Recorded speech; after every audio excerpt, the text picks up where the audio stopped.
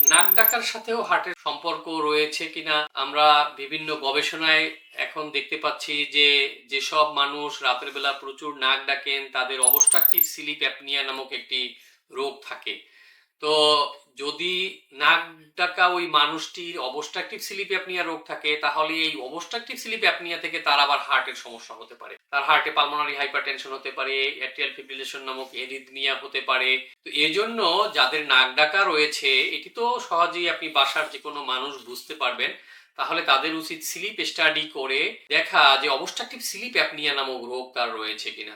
যদি থাকে তাহলে সেটির চিকিৎসা সিপ্যাপ নামক একটি মেশিন রয়েছে সেটি দিয়ে করে ফেলার প্রয়োজন রয়েছে, অথবা ওজন কমিয়েও এটির চিকিৎসা করা যায়।